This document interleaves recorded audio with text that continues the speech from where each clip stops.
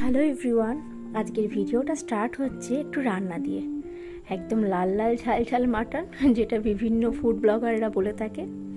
না, আজকে কিন্তু বাড়িতে খুব হালকা করে মাটন রান্না হবে, কারণ এটা আমার বাবা মার বিবাহবার্ষিকী। তো প্রত্যেক বছর বিবাহবার্ষিকীতে একটু মাংস মিষ্টি হয়েই থাকে।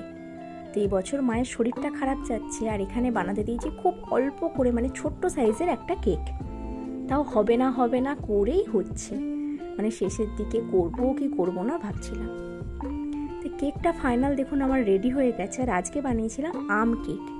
তো ভাবছিলাম কেকটাকে কি করে ডেকোরেশন করব। ঘরে বানানো আমসত্ত্ব আছে, আমার চ্যানেলের বিভিন্ন ভিডিওতে দেখেছেন এবারে প্রচুর আমের জিনিস বানিয়েছি। তো পাকা আমের আমসত্ত্ব দিয়ে এইভাবে ডিজাইন করেছি, তারপরেও ফাঁকা ফাঁকা লাগছিল। তো এই হ্যাপি অ্যানিভার্সারি ট্যাগগুলো একটা মিডিলে দিয়ে দিয়েছি। তো বেশ সুন্দর হয়ে গেছে। হ্যাঁ, পারফেক্ট। তো ফাইনালি কেক কাটার জন্য একদম রেডি। বাবা মাকে বসিয়ে দিয়েছি। কেক লাস্ট মোমেন্টের প্ল্যান এটা।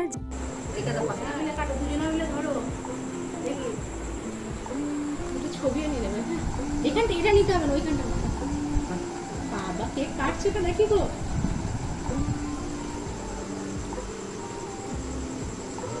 Happy anniversary. হ্যাঁ, ক বছর হলো? না, বার করো। হলো ক বছর বলুন? ওইদিকে তাকিয়ে বলো। ক বছর হলো? 42 বছর। শুনতে পাইনি, ভালো করে বলুন। 42 বছর। প্রোডাকশনকে দিচ্ছি আগে, প্রোডাকশন হাউস,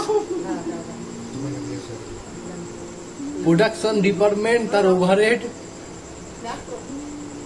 তো ফাইনালি ছোট্টর ওপর কেক কাটা পর্ব শেষ হয়ে গেছে। আর এখানে তুফান ক্যামেরা করছে, তাই বাবা তুফানকে এক টুকরো কেক দিয়ে দিল খাওয়ানোর জন্য।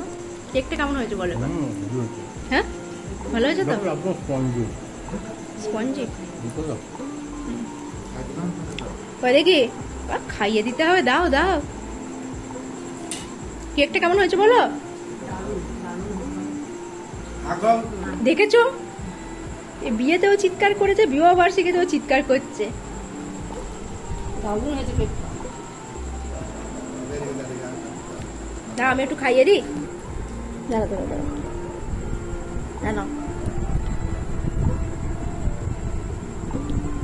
তোমাকে একটু আম সত্ত্ব দিই। কেন, ধরো।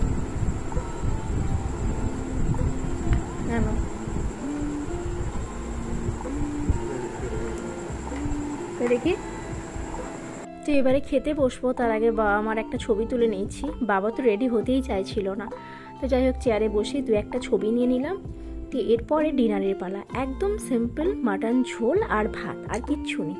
অ্যাকচুয়ালি মায়ের শরীরটা খুবই খারাপ ছিল কিছুদিন ধরে, তাই এতটুকুই আয়োজন হয়েছে। না হলে প্রত্যেকবার বিবাহবার্ষিকীর দিনটা কিন্তু বাবা একদম মনে রাখে, আর খুব সামান্য আয়োজন হলেও মাংস মিষ্টিটুকু হয়, দইও হয়। তো এবারে যেহেতু শরীরটা খারাপ ছিল, তাই এইভাবে পাতলা ঝোল একদম লাস্ট মোমেন্টের ডিসিশানে হয়েছে। আর এটা ছিল বাবা মার 42তম বিবাহবার্ষিকী। মাংসের ঝোলটা দেখলেই বোঝা যাচ্ছে ঠিক কতটা পাতলা হয়েছে। এতে করে কারোর শরীর খারাপ হবে না, আর 1 পিস 2 পিস করে খেলে এমন কিছু প্রবলেম থাকে না। অ্যাকচুয়ালি কি হয়, এই সব দিনগুলো খুব ছোটোখাটো আয়োজনের মাধ্যমে মনে রাখাটাই হচ্ছে ব্যাপার। আনন্দ করতে জানলে খুব ছোটোর ওপরেও হয়, আর খুব সাধারণভাবে জীবনযাপন করে আনন্দ কিন্তু অনেক গুণ বেড়ে যায়। হ্যাঁ, হতে পারে খুব ছোট আয়োজন, বাবা মার জন্য এই দিনটা স্পেশাল, আমাদের জন্য স্পেশাল। তো এইটুকুই যথেষ্ট আমাদের জন্য। তবে একটা কথা বলি, আজকের দিনে সব কিছুতেও এই যে আয়োজন হয়, কেক কাটা, সেলিব্রেশন করা, আমি কিন্তু ছোট্ট থেকে দেখে আসছি, আমি বা আমার দিদি।